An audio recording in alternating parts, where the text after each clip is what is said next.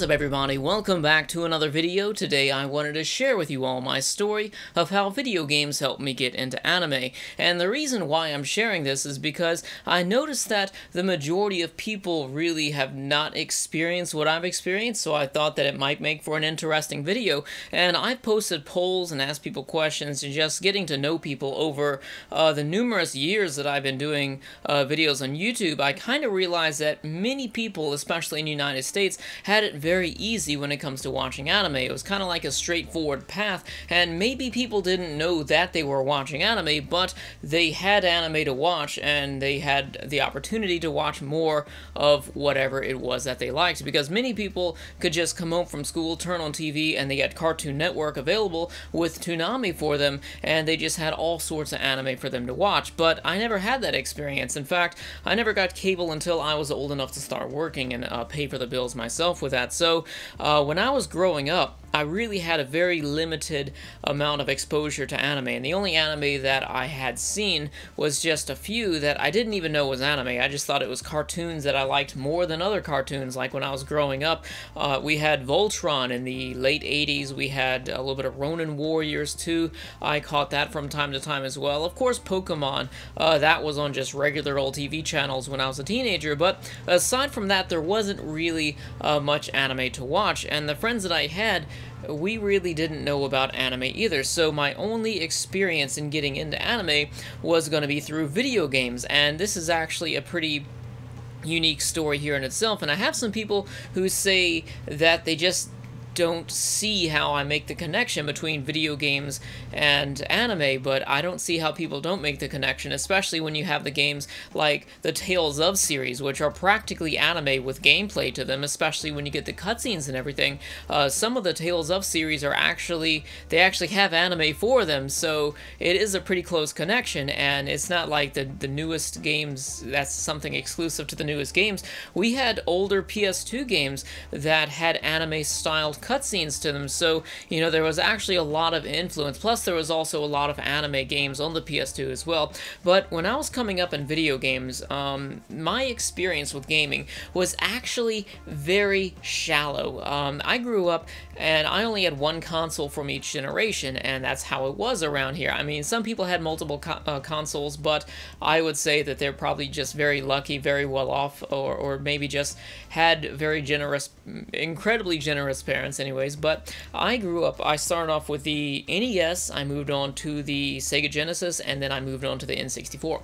Now these consoles weren't exactly known for having story-driven video games. Of course, there were games like Final Fantasy on the NES, there were games like they were Phantasy Star on the Sega, but those were games that weren't very well known, and it was really hard to get your hands on them because they just weren't available when you would go to rent games. So if you're a bit younger, you just have to imagine what it's like growing up in the late 80s or in the 90s in general, because there was no internet. So if you wanted to learn something, there was just no way of learning about it unless you found it in a magazine somewhere, or maybe you knew somebody that just so happened to know somebody that really knew about all this stuff, because all of my friends in the neighborhood, we practically all had the same console, and we also had the same idea of what video gaming was, and we all thought that it was basically just this quick, immediate, fun experience that are just filled with games with no stories to them. You know, like your Sonic the Hedgehog, your racing games, your fighting games, your Mortal Kombat. I love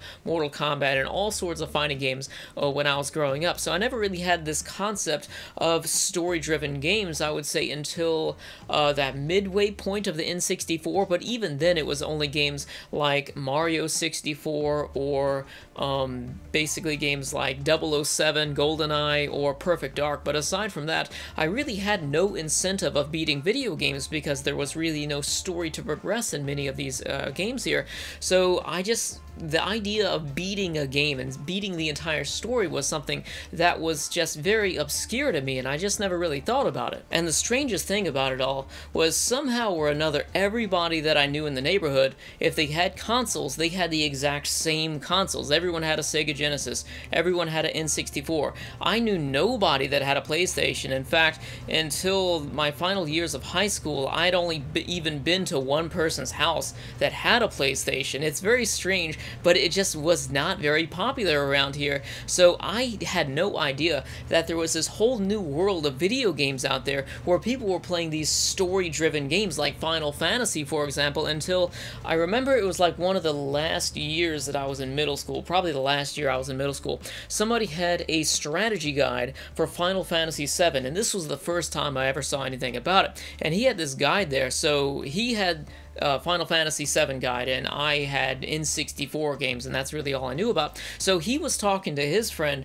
about the experiences that he had in Final Fantasy VII, and I was just listening and looking at the guide as he was like flipping through it, and I thought that this was I needed to play this game. It was one of the best games that I had seen. It just looks like this beautiful adventure type of experience that I needed to play, but I never had the opportunity to. So as it was coming to the end of the N64 era, I ended up going with a PlayStation 2 because that really just seemed like the only viable option. GameCube was this kind of weird looking small thing. It was totally different from the N64, switching over to CD and everything, and then we had Xbox, which I think that was coming out late. So for me, the only real option was to just go with the PlayStation 2, and I never thought about those type of games are going to be carrying over to the PlayStation 2, but I just jumped in there just head first, and I still didn't know what to expect in terms of the games that are going to be there. But as time continued and I started to learn more about the games, because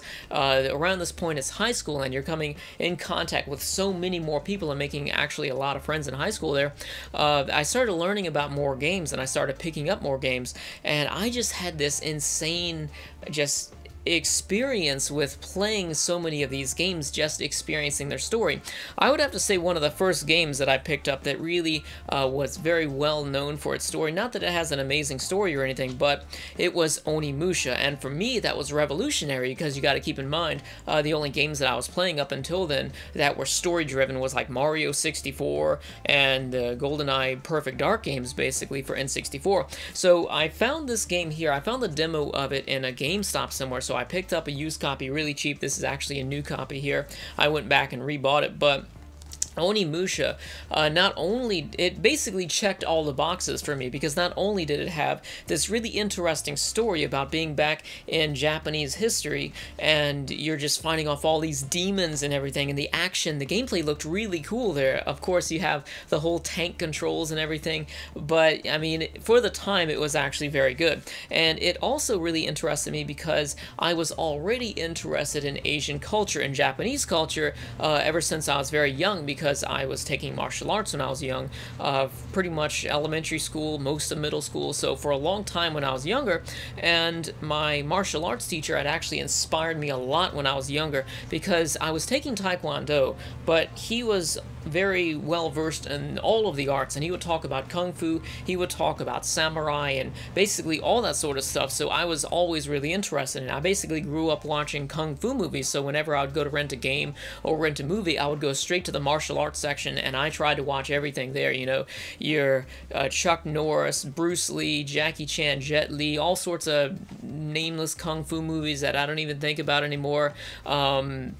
There's like the one-armed boxer, or there's like the blind swordsman, and, you know, all these sorts of Kung Fu movies. I loved watching those, and I was trying to get over into Japanese film too, but we just never could find any of those. But this basically checked all of the boxes of my curiosity, plus this game right here. Now, the significance of video games crossing over into anime is not just relating to anime itself, but it's also relating to being interested in the way that Japanese stories are told. Not all of them are very similar, but this also got me interested in just watching other Japanese movies and whatnot. Of course, there were other things at play as well, but when you get Akira Kurosawa movies right here, like Rashomon, I've got lots of them, like all this right here, a lot of that shelf down there, it's all old samurai movies, and I just love the way that the stories are told. Of course, there's also lots of other movies too, but Onimusha really did it for me, and coming into the later games, ever since Onimusha 1, I had to pre-order all, like Onimusha 2, Onimusha at 3, there was this total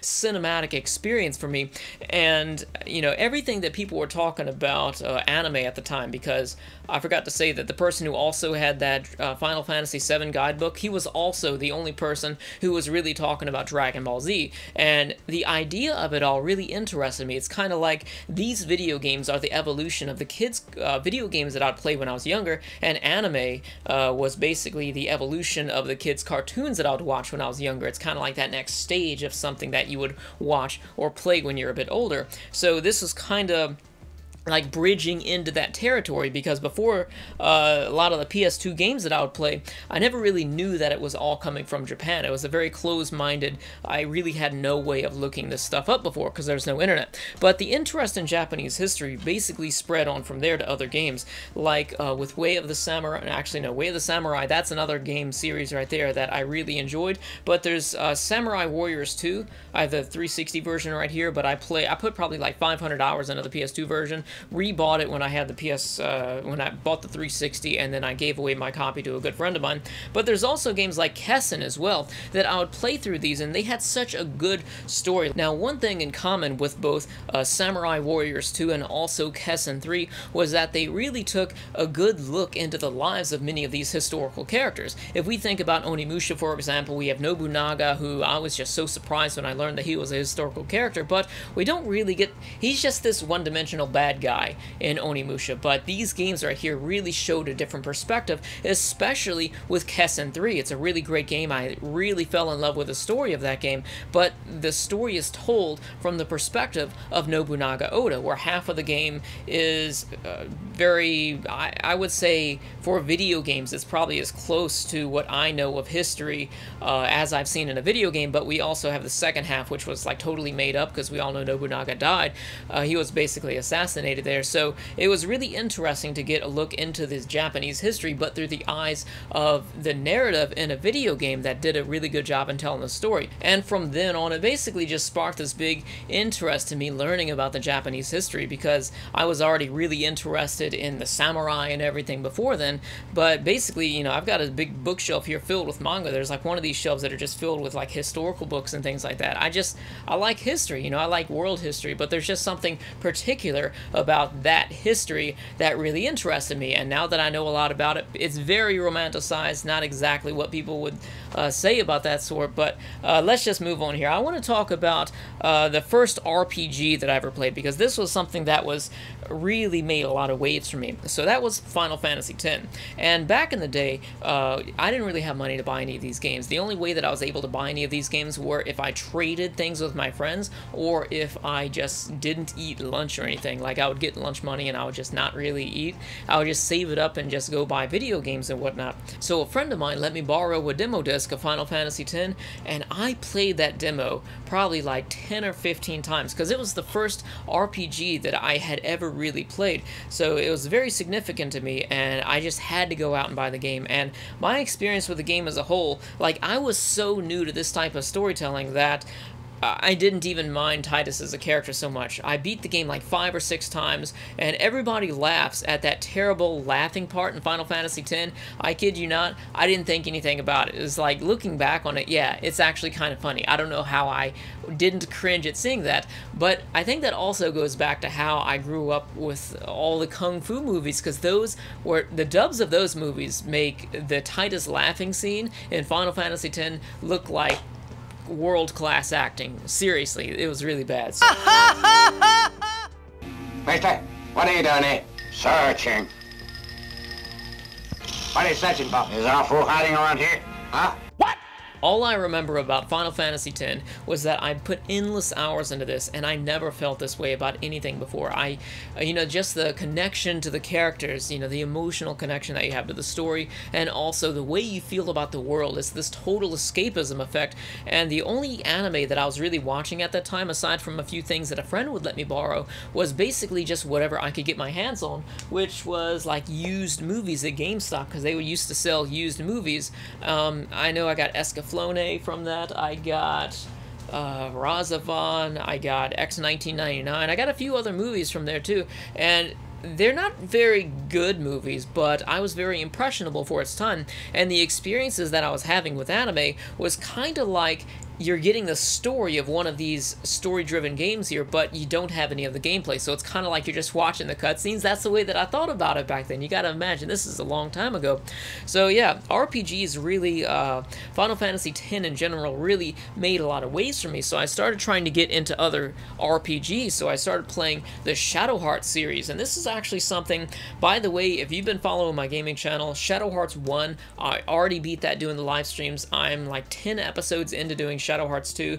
Each live stream is like a few hours each, and it's actually a lot of fun. A lot of people over there. I'll have the link in the description section below. But Shadow Hearts was something that was a very unique experience for me because it wasn't anything like Final Fantasy X. Because I was playing Final Fantasy X, and because I was doing that, I started to get to talk to other people who had played other Final Fantasy games, and they were basically saying, oh, Final Fantasy X, not really all that good, and they were showing me things from Final Fantasy 7, 8, and 9 and whatnot. So I started looking at Shadow Hearts, and being the high schooler that I was, the edginess of Shadow Hearts, how everything was so dark and how your character gets his arm cut off and puts it back on right within the first cutscene and punches a hole right through this guy's face. It was so metal, and it was dark. You could transform into these demons after you beat them. It was so cool for me back in the day, so I started playing that. And, you know, I had a few friends that were playing that. We got to share experiences with each other, but I eventually moved on. There's Shadow Hearts 2 here, which is actually one of my favorite RPGs. I played Shadow Hearts 1 on my Let's Play channel, my gaming channel there, only so that people could have context for Shadow Hearts 2. Not that great of a game, but Shadow Hearts 2, it really felt like I was playing an anime. And, you know, when I first started getting into anime, like I said, it just felt like it was an RPG, but I would always think, like, how fun would this anime be if it were to be something that was just a video game and you got to level up your characters and play through the same story. I thought that about every anime that I loved back in the day. And even though a lot of the games that I was playing weren't really connected to anime like that, I still felt an attachment to the way that these Japanese stories were told, because I liked the video games, I liked the anime that I had seen it up until that point, and also I started watching some Japanese movies with the samurai movies and whatnot, and I also liked them as well. But there's also a few games out there which were heavily stylized after anime, and they're not known for being very good, even though I look upon them with a lot of nostalgia. These are the games of The Bouncer and also Orphan. Now, Orphan is actually an anime, and the video game was actually an adaptation of the anime into a video game, so I was really playing that game. I was convinced that I needed to beat that game just because it was an anime, and I wanted to be closer in that little secret club of anime that everybody was just a part of except for me. I didn't really know too much about it, so I was just playing that game a lot. It wasn't a very good game. I kind of want to go back and just try it and just remember it, but I don't have the game anymore. But there was also The Bouncer too, which was this crazy, it really reminded me of an anime, and it's kind of like, it's got this crazy off-the-wall story about these guys who are bouncers for a club who just come across this woman who is being hunted by these ninjas, and it turns out that, like, her face comes off halfway through the story and she's actually some cyborg or something. It was such a crazy story, and everybody was wearing these really weird outfits, and the fights were totally over the top. So in terms of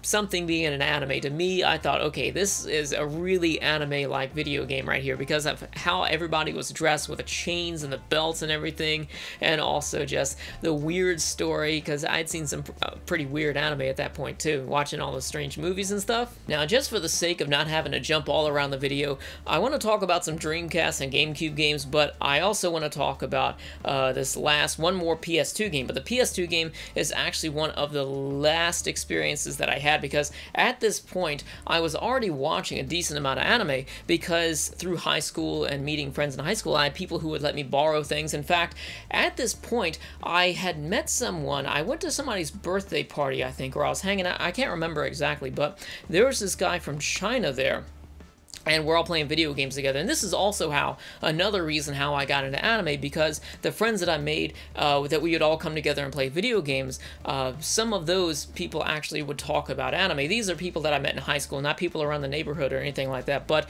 these people would know a lot about anime. And there was actually this guy from China. He was actually older than everybody else that was there, and he was over here by himself. I'm not sure exactly what was going on with him, but he was over here by himself. He didn't have a whole lot of money, so he was giving me a ride home from my friend's house, because I didn't have any way of getting around back then. You know, this was a long time ago, and I offered him, hey, if you want to stop here, I'll buy you a pizza. I had a little bit of money, but he was a very nice guy, and he was giving me a ride home, and I had no other way of getting home then. But we stopped at this Pizza Hut, and I just bought him a small little pizza. It wasn't very expensive or anything, and to show his gratitude, he takes me back to his place, and he gives me this giant bag full of all sorts of bootlegged anime, and I didn't know what bootleg was, really. I didn't know anything about that. I just thought that they were poorly maintained DVDs that the guy had, because they were in pretty bad shape.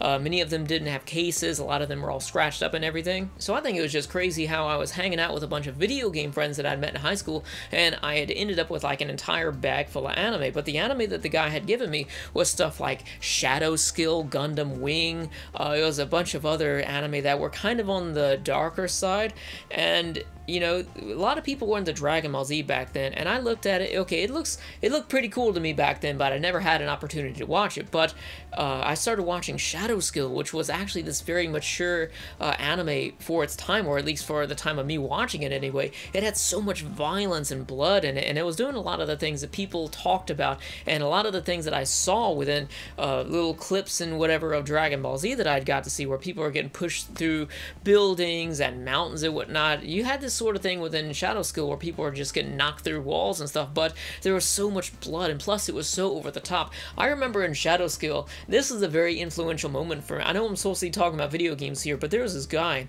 he jumped up in the air, and he did this kick. He was coming down on the guy, but he was just moving too slow, so he threw this boomerang that was just this giant metal blade, and it came around and came back and impaled his leg, which gave him a speed boost to kick the guy and actually deliver the finishing blow there. So I just thought that that was this crazy experience. So when I look back on a lot of the other anime that was out there, it just didn't compare, because I always wanted to up the ante. I wanted to watch a lot of action anime because that was the type of stuff that I was interested in. Of course, I wanted to have a good story, but I also wanted to have a lot of good action too, something to really push the envelope from everything that I'd seen. So, at this time, actually later on, I'd already graduated, and I already had cable at this point, but I'd seen little bits of Fullmetal Alchemist come on TV, and I thought it was the silliest thing because of how bright the colors were, and I saw a little bit of jokes and whatnot in it, and I thought it was just such a silly thing because it was so different from the darker anime that I'd seen, even though Shadow Skill was a shonen, plus there's other stuff like X 1999, very edgy movie right there, but you know, I was a teenager. That stuff spoke to me. So I went to Target one day, or maybe it was, I think it was Target, doesn't matter where it was. So I was playing this demo, and they had a demo of Fullmetal Alchemist, one of the games up there, and you could clap your hands together and transmute things into weapons, or I remember one time he turned a mailbox into a tank. It was this big turret thing, and he was just blowing all the enemies away, and I thought, okay, this actually seems really cool. If I watch the anime of this, it probably has this limitless potential of transforming things into weapons and fighting people, so it's pretty strange. But the demo disc of the Fullmetal Alchemist game was what got me to give the Fullmetal Alchemist anime a chance. So I remember distinctly that I was sharing everything that I'd learned about Fullmetal Alchemist with my friend here, and he's like, okay, yeah, that does sound pretty interesting. So we started watching it separately, and I think we both ended up really liking it. I know I really liked it, and it got to the point where I was working, and because that's how I was watching it on TV, and I just would never miss a week of it. I remember distinctly coming home on Saturdays and playing or watching the anime. I had my popcorn and everything ready. I was just right off from work, and I was exhausted, but I just needed to watch my Fullmetal Alchemist there. So that's basically all that I want to say about the PlayStation 2. There's lots of other games that I played that really left this lasting experience in terms of me getting into anime, like there was Suikoden 3 that was very similar to anime because it had so many really in-depth characters to that. It had lots of characters in the game, plus it also had, from what I remember, anime cutscenes to it, or anime intro scenes, and all the characters were styled like anime. But I'm going to talk about other consoles like my Dreamcast and also my GameCube as well. So back then, this was going backwards. I was still in high school. I didn't have a job or anything. I didn't have any money, no way to make money. The only way that I was able to gather money was because I was getting lunch money, and I would just save it, or maybe just not eat anything, maybe just have some fries, and I would just save up for a long time. And I'd go down to GameStop, and what I would do back then was I would buy a used game, play it for a week, beat it in that week, return it the next week, get another one. And I would go for years without having to spend any money on games. I'm still spending, like, I would go there, spend a little bit of my money, trade in a few of my games, and I'd end up with like this year-long string of games that I would change out once a week and play so many games. I know it's super cheap, and some people are going to say, why didn't you just rent games? Well, games, you got to pay to rent them, and secondly, my rental place had very poor selection. In fact, the rental place that I had allowed you to rent N64 games that were Japanese imports that somehow or another worked on the N64 that I had. It was so strange of a place.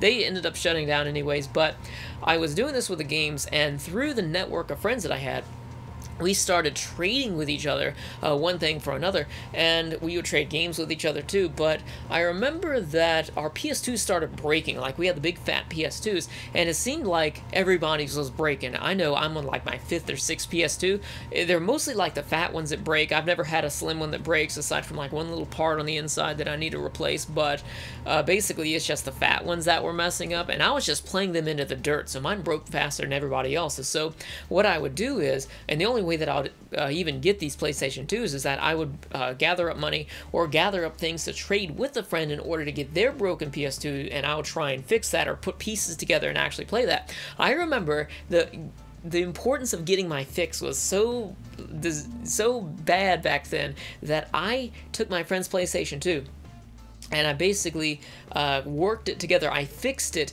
so that it would work, but in order for you to get it to work, you got to remove the lid, because this is the fat PS2. It's like the whole top part of the shell. You got to remove that, put the game in, and then you'd have to spin the disc by hand as you start the console up, and then you put the lid back on, and you could continue to play the game until it started to skip or the disc started slowing down. Then you have to open it back up and spin it back again and get it going. And I was playing games like that. That's some real struggle right there. But yeah, I ended up gathering PlayStation 2s and whatnot from my friends, trading or just buying them for next to nothing because they were broken, and working on those. I eventually traded one of the PlayStations for a GameCube, but even before that, I ended up with a Dreamcast, and there were so many good games on the Dreamcast. I remember the crazy thing about that was, because I didn't have a whole lot of money, I traded a friend for his Dreamcast. I traded him like $20 and a box of VHS porn back then. It's such a strange transaction, but it's what happened. So I started playing the games. I got my Dreamcast collection here. There's more games, but I just don't have them anymore. Of course, the Sonic games were fun, but as far as like story-driven experiences go, Shenmue rocked my world. I had never played anything like this before, and I was obsessed. Like, even the most menial little things of just collecting money and going to the gachapon container, the little gachapon machines, or just playing the arcade games, or going to the dock and moving things around with a forklift. It was such a fun experience.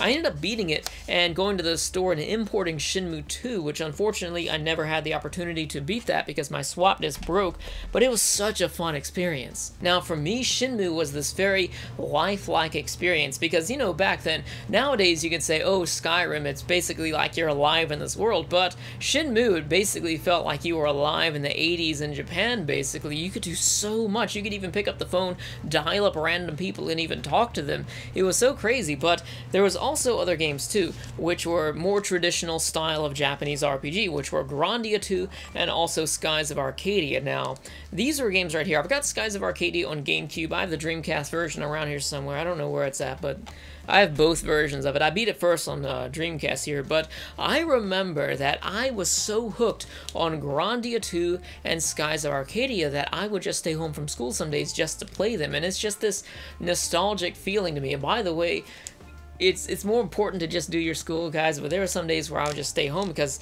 at that point, I valued the experience in the games more. It was not a very good time, but, you know, it's definitely something that hindsight is 20/20, and don't do as I did. But I ended up staying home and playing like Grandia 2, Skies of Arcadia. It was just such a fun time and going through these stories, and I remember that these two games really gave me that feeling of adventure, but nothing like Skies of Arcadia. And I think that's one of the reasons why, you know, Skies of Arcadia was actually one of the video games that really got me into watching some of the Ghibli movies, because at that point I really hadn't seen many Ghibli movies. It was something that really it got me to watch like Castle in the Sky, because anything with like floating islands or whatever after playing that game, totally right up my alley right there. But these were two games that had such a very close-knit cast of characters. They were going on this adventure, and with Skies of Arcadia, you were like flying around the world going to new areas. But the great thing about both of these games were that the ending, like you got this ending where you get to see what's up with the characters like after it's all done with, and it was just this incredibly touching experience to me. And it's one of the things that really carried over to anime, and maybe a lot of people aren't following me when I make the connection to anime and video games. For me, it's really easy to see, but just the connection that I have with the characters in some of these games would easily carry over to some of the anime that I started watching and the types of connections that I had with those stories. And the crazy part about this is that I had forgotten about how much of a gateway these great PS2 and Dreamcast games were for me, and not just getting into anime, but also getting into other movies too, like my Kurosawa movies and whatnot. So it's definitely a substantial experience that it's really nice to remember. And the only reason why I'm even thinking back and remembering this is because I was having such a fun time on my gaming channel and playing the PS2 games live. It was just this nostalgic experience, you know, all just having a bunch of fun and talking about old PS2 games with people that just so happen to come by. But you know, it's really something that makes me think about how much I love the PlayStation 2 and how it was kind of the last big gaming experience that I had in terms of console. Like, I had a 360 because, you know, at that point I was working, blowing money like crazy when I first started working.